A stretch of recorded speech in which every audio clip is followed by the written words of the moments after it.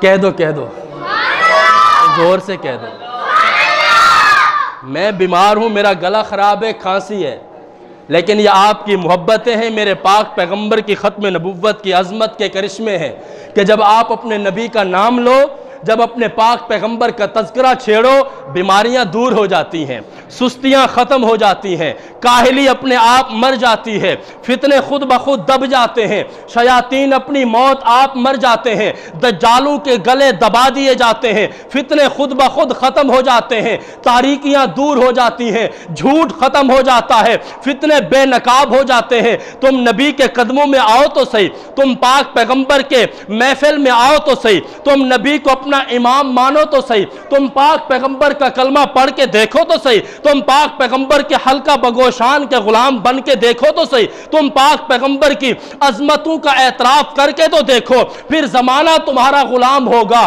پھر زمانہ تمہارے آگے جھکتا ہوا نظر آئے گا، تم نبی کے غلام بن جاؤ، یہ درخت و شجر بھی تمہارے غلام ہوں گے، یہ زمین و آسمان بھی تمہارے غلام ہوں گے، یہ دن و شجر اور یہ ساری روشنیاں تمہاری غلام ہوں گی۔ اگر تمہیں یقین نہیں آتا 1400 سال پہلے میرے پاک پیغمبر کو دیکھو، ایک جماعت ہے جسے صحابہ کہا جاتا ہے، ایک جماعت ہے جسے غلامان صحابہ جنہیں غلامان محمد کہا جاتا ہے، ایک جماعت ہے جس کے تذکرے قرآن کرتا ہے، انہوں نے پاک پیغمبر کو اپنا نبی مانا، پاک پیغمبر کو اپنا رسول مانا، پاک پیغمبر کو آخری نبی مانا، پاک پیغمبر کی عظمتوں کا مشاہدہ کیا، پاک پیغمبر کی ختم نبوت کا اقرار کیا، اور پھر اس کے جواب میں ہتھکڑیاں قبول کر لی، اس کے جواب میں گھر بار چھوڑنا پڑا، چھوڑ دیا، اس کے جواب میں قربانیاں دینی پڑی، دیتے چلے گئے، اس کے جواب میں اور اس کے جواب میں جانیں قربان کرنی پڑی،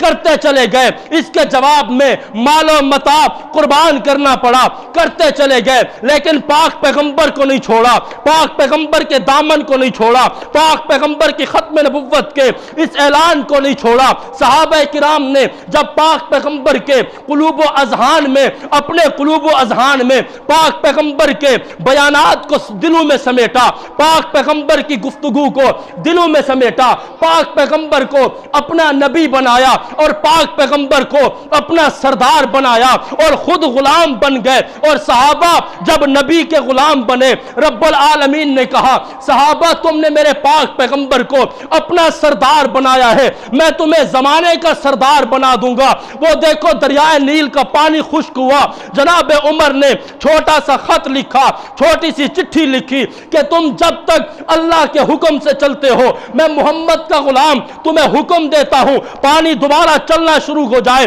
اور لوگوں وہ دیکھو دریائے نیل اس وقت سے لے کر آج تک چل رہا ہے، قیامت تک چلتا رہے گا۔ پاک پیغمبر کے غلام صحابہ جنگل میں پہنچے، رات ہو گئی ہے، ٹھہرنے کی جگہ کوئی نہیں ہے، صحابی رسول اونچے ٹیلے پر کھڑے ہو کے اعلان کرتا ہے او جنگل کے درندوں، ہم محمد کے غلام آج اس جنگل میں بسیرا کرنے آئے ہیں، ذرا توجہ کرنا، میرے دل کے قریب آنا، اپنے قلوب و اذہان میں میرے ان جملوں کو جگہ دینا، دل کے کانوں سے میری ان باتوں کو سننا۔ پاک پیغمبر کا صحابی اونچی جگہ پہ کھڑے ہو کے اعلان کرتا ہے کہ او جنگل کے درندوں، خیال کرو آج کی رات ہم محمد کے غلام اس جنگل میں ٹھہرنا چاہتے ہیں، اس جنگل میں بسیرا کرنا چاہتے ہیں، خبردار اگر تم میں سے کسی جانور نے پاک پیغمبر کے کسی سپاہی کو، پاک پیغمبر کے کسی غلام کو تکلیف دینے کی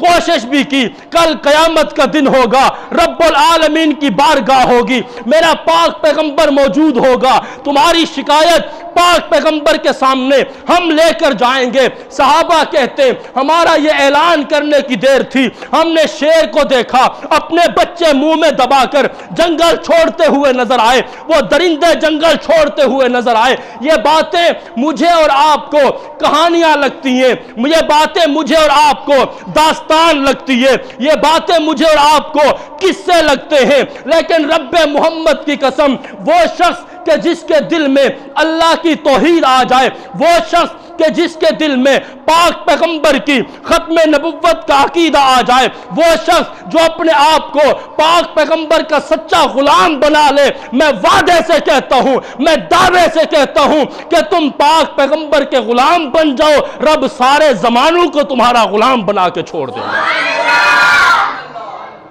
کچھ باتیں سمجھ میں آ رہی ہیں یا اوپر سے جا رہی ہے؟ کہیں اوپر سے تو نہیں جا رہی؟ سپیڈ زیادہ تو نہیں ہو رہی؟ جی فلائی اوور سے تو نہیں جا رہی باتیں؟ آپ کے دل میں باتیں جا رہی ہیں، آپ کے قلوب میں، آپ کے دل و دماغ میں باتیں جا رہی ہیں۔ ہمارے ذمہ کیا ہے؟ ہمارے ذمہ یہ ہے کہ ہم اپنے سینے کو پاک پیغمبر کی محبت سے لبریز کر لیں۔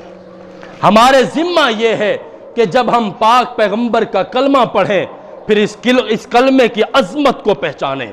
ہمارے ذمہ یہ ہے کہ جب پاک پیغمبر کی غلامی کا طوق اپنے گلے میں ڈالیں پھر اس غلامی پر فخر کریں۔ یورپ اور عرب و عجم اور تمام ملکوں پر فخر کرنے کی بجائے ہم اپنے نبی کی غلامی پر فخر کریں۔ رب محمد کی قسم یہ سارے ممالک رب آپ کے غلام بنا دے گا، اور بنائے نہیں ہے؟ رب نے غلام بنائے نہیں ہیں ہمارے؟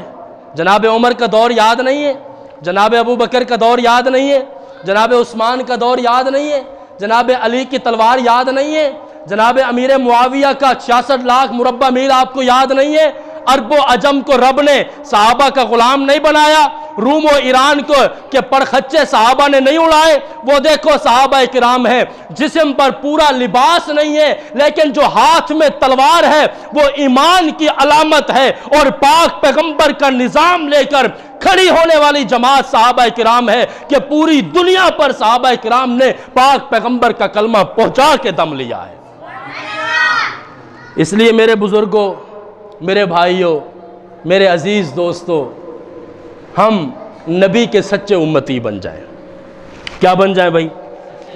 کہہ دو یار، کہہ دو، کیا بن جائیں؟ سچے امتی بن جائیں۔ سبحان اللہ نہیں کہی جاتی آپ سے؟ پتہ نہیں ناراض ہو جاتے ہو؟ اگر میں جذبات میں بات کرتا ہوں تو آپ سبحان اللہ کہتے ہو، آہستہ بات کرتا ہوں تو میرے مولانا مفتاح الرحمان صاحب ناراض ہوتے ہیں کہ آج آپ نے گفتگو میں مزہ نہیں کیا۔ ہر بات گفتگو مزے کے لیے نہیں ہوتی، کچھ باتیں عمل کے لیے بھی ہوتی ہیں، تو ہمیں عمل بھی کرنا چاہیے نہیں کرنا چاہیے؟ یا صرف خطیب کو بس اچھلتا ہوا دیکھیں اور مزے لیتے رہیں؟ ہر بات میں مزہ نہیں ہوتا، ہر بات میں عمل کی بھی کوشش ہوتی ہے۔ ہم پاک پیغمبر کے امتی ہیں، ہم پاک پیغمبر کے غلام ہیں، ہم نے کلمہ پڑھا ہے پاک پیغمبر